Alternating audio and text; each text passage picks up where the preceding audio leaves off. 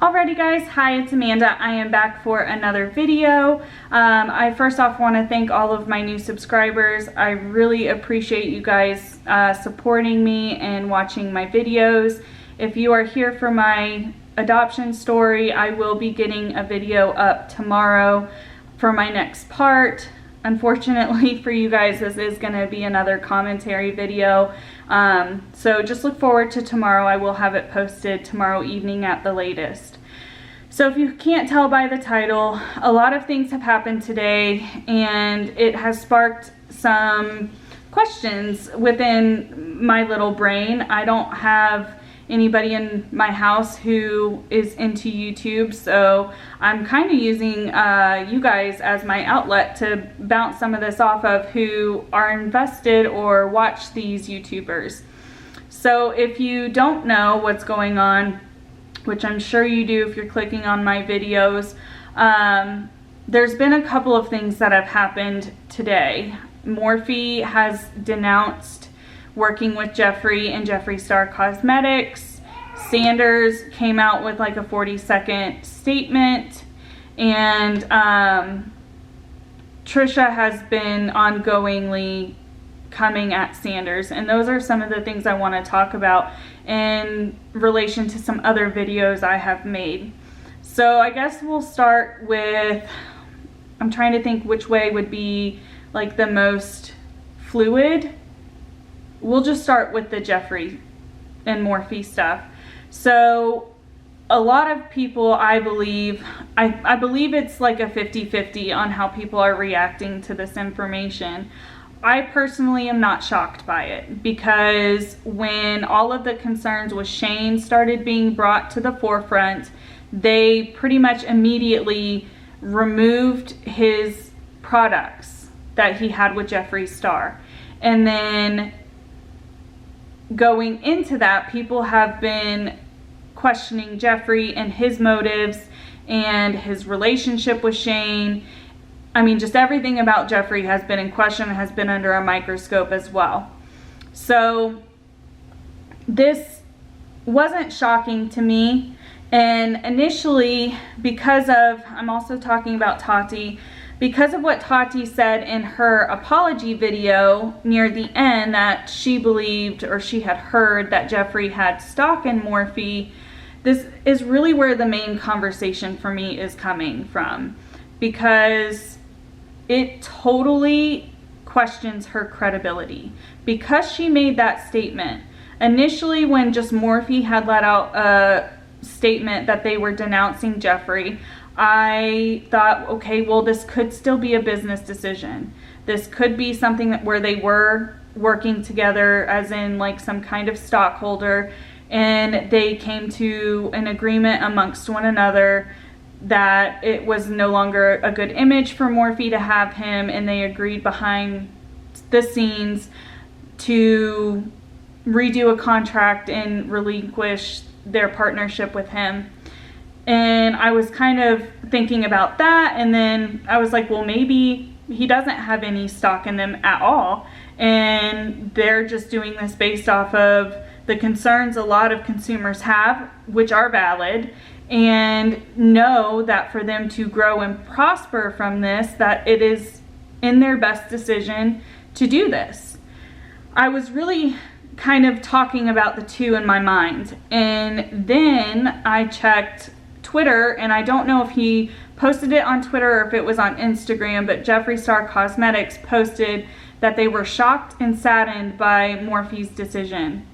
Well, to me, that kind of just null and voids the conversation I was having in my head, because if he was a stockholder, he wouldn't have been shocked by it. He would have known that that was coming. So this really, for me, boils down to questioning a little bit of, not a little bit, it questions Tati's credibility. She made a lot of claims and a lot of statements in her video where she broke her silence, and for her to have said something like that and now it come out that that's not the case, it really questions a lot of the other things that she put in that video for me. And I kind of wanted to know how you guys feel about that. Do you guys, I know some people were already questioning her credibility, and I understand where they're coming from, but now that this is out there, how do you feel about it? Like, what are your thoughts now on everything Tati said? It's really questionable to me now that this has come out. The other topic I wanted to kind of discuss is Sanders Kennedy. I did make a video yesterday, day before yesterday, dealing with the situation in a little bit different of a manner, but we all know that Sanders made the video claiming that Shane Dawson was under investigation by the LAPD. And as soon as that video hit, there were multiple creators trying to fact check and get the information for themselves because it seemed weird. That's just how I'm going to say it. It didn't settle right with the information he provided and how he went about it, and how he provided the information and what he had actually stated in the video didn't sit well with a lot of people. And he kind of went MIA after that. And kind of what I wanted to say, and I did mention this in my other video, is Sanders has kind of a history of getting himself into bad situations and then just disappearing. He did this a few years ago, so it's not surprising to me that he did that. And a lot of people had the problem with, well, he made that video and then it was questionable about how he got the information. And what bothers me is if you only watch that video as a viewer and none of his previous videos, you would not have been aware that he is the one who provided the information to the police. So that's already, to me, that was already questionable and a little bit misleading, aside from his whole video, which was all just wrong. And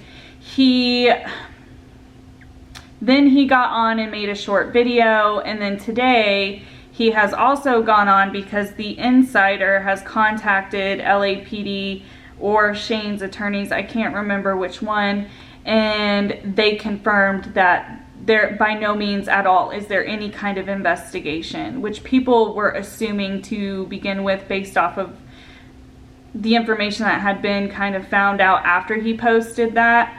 And I find it questionable on why he felt the need to get on and post the 40, 50 second, however long it was, video just reiterating that the Insider reached out to them and there's no investigation. He didn't have his normal intro. He didn't try and have a discussion about it. He just made that statement and shut off the video. You need to take some kind of accountability, especially when you were trying to hold other YouTubers as an investigative journalist channel.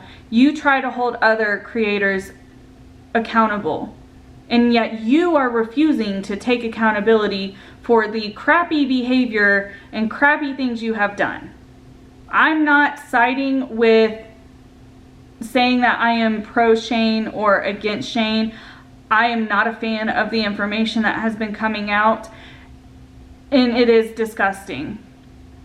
However, I'm not condemning Sanders for bringing that to law enforcement. If he felt that that was necessary, then that is a choice he can make as a human, and I'm not going to question that. What I am going to question is the fact on why you split up your videos the way you did, so when people are clicking on them because of the titles, it is misleading. And now you've got yourself in hot water. Again, you've done this a couple of times over the years. You are once again in hot water, and your credibility is non-existent. And it seems that for me, you always, as Sanders, always does this whenever he starts gaining followers and he starts gaining more money. He will get himself in a position that he can't get out of.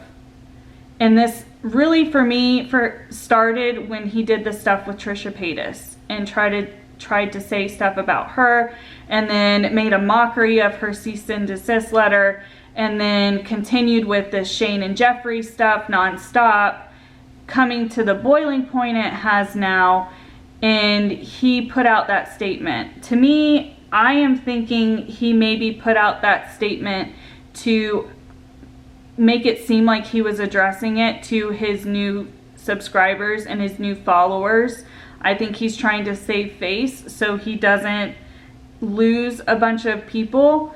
However, if anybody is paying attention to how this has all transpired, I do believe that he is going to, his channel is going to take a hit for this, if not worse. Trisha Paytas has been going off on Twitter and in videos coming for Sanders, and you know, some of it is kind of justified in my opinion. If everything Sanders has said is not correct, then he does need to take accountability, and there could be serious repercussions. And then it really starts the bigger picture here for me is there's a couple of YouTubers I've been watching, and it appears that this is kind of like an across the board type thing. Not to this extreme, but when YouTubers start gaining a good amount of following, they seem to lose touch of reality a little bit and lose touch of humanity and do things and say things that I don't believe they would do or say otherwise, because they think they are untouchable. And that's a scary place to go. And unfortunately, that's kind of what I see happening over and over and over again. And I wanted to have the discussion, what do you think should be put in place, or how do you think these YouTubers should be keeping themselves in check to prevent themselves from losing that touch, to prevent themselves from just wanting to be the one who gets the most views or the most subscribers? I don't know.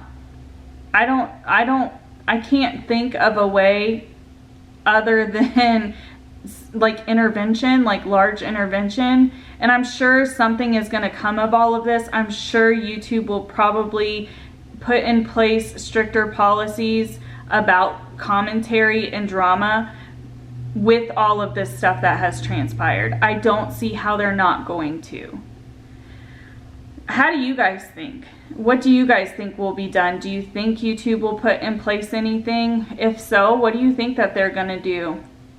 I mean, we can all speculate, and that's really what this is at this point. But I just really wanted to hop on here because there's those couple of questions that I don't have anybody in my household or life really who are invested in YouTube and who watch YouTube regularly, especially like the beauty and the drama and all of that. So I don't have anybody in my personal life to ask these questions to and have these conversations with. So I'm kind of resorting to using my channel as a way to just bounce off conversation and see where people are and what their take on a situation is, or if they agree with my opinion, or if they don't agree, what's their argument. I had somebody disagree in one of my recent videos and they thanked me for not deleting their comment. I'm not going to delete your comments if they don't agree with me. The only reason I'm going to delete your comment is if it's just pure hatred and there is nothing, like if it's an opinion, that's fine. We are all entitled to our opinions. I'm going to let that stay, and I'm going to continue to try my best to respond to each one of you and let that conversation happen, because that's what I want this channel to be. I want this channel, when I'm talking about commentary things, to be a safe place where everybody feels that they can give their opinion and not be hated for it and not be threatened about their opinion. I know I just went on a little rant and I apologize, but that's really a lot of why I do this. So those were the things I really wanted to talk about and open the discussion about, like, what do you think is going to come of everything, like as far as YouTube, or how larger YouTubers should keep themselves in check, and Tati's credibility. How do you feel about that now? Because one of her largest claims, and one of the things that people hung on to the most from her video, was that she mentioned Jeffree had stock in Morphe. And now I think we can almost 100% say that that wasn't true. All right, guys, well, I think that's it for today. I hope you guys are having a good evening, day, or night, wherever you are. If you're new here, go ahead and like and subscribe. And as I said in the beginning, if you're here for my adoption story, I will have the next part up tomorrow evening at the latest. Bye, guys.